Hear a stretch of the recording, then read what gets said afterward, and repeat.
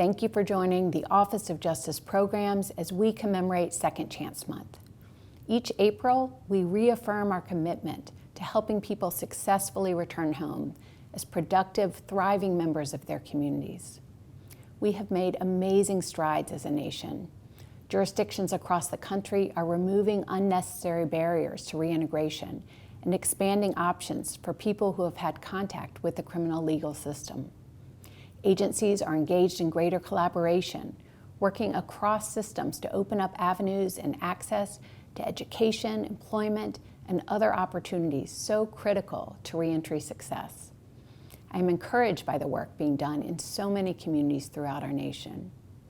But I'm also aware that there's much left to do. Hundreds of thousands of people leave state and federal prisons each year.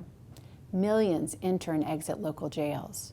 And for those with criminal records, the impact can extend well beyond their arrest or confinement, keeping them in a perpetual state of punishment. These collateral consequences are suffered not only by the people who are arrested and incarcerated, but by their families and our society as a whole. Helping people return to their communities is a moral responsibility that we must all work to fulfill. Many who have had contact with the system have the potential to achieve great possibilities in their futures, and we should be working to help them fulfill that potential, to remove the roadblocks to accessing education, finding jobs and housing, and fully participating in civic life. Supporting these efforts is a top priority of the Office of Justice Programs. We have made more than 1,000 awards under the Second Chance Act, totaling more than $700 million to support adult and youth reentry programs across the country. More than 350,000 people have received treatment, vocational services, job placement and employment, cognitive behavioral intervention, and other critical services through Second Chance Act funding. We'll be building on these investments with a new round of funding this year. I'm especially pleased to announce that the Bureau of Justice Assistance has posted a brand new solicitation called the Second Chance Community-Based Reentry Incubator Initiative. This new program will help break down barriers to federal resources by funding intermediary organizations that will then deliver sub-awards to small community-based reentry providers. The intermediary organizations will also provide hands-on technical assistance to help these CBOs grow their capacity to deliver support for people returning home. We're so excited by this new dimension of Second Chance funding as we work to strengthen the community-based ecosystem of reentry services and support. Now, at the same time, we're actively building our base of knowledge about what works. Our National Institute of Justice is supporting a wide range of rigorous studies that will give us critical information about reentry strategies on the federal, state, and local levels. And we're now soliciting proposals for projects that will explore the issues around jail reentry.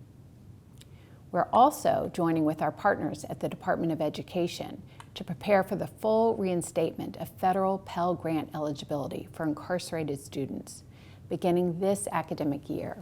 I'm excited that we're kicking off Second Chance Month with a roundtable discussion at the Florida Department of Corrections. There we'll meet with incarcerated students and other stakeholders to celebrate the power and potential of Pell reinstatement, to learn more about the barriers incarcerated students encounter, and to discuss promising strategies to overcome these obstacles.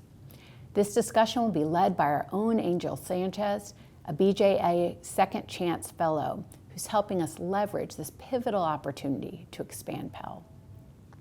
We're also ramping up our efforts to help states seal and expunge criminal records so that an individual's past does not foreclose future success.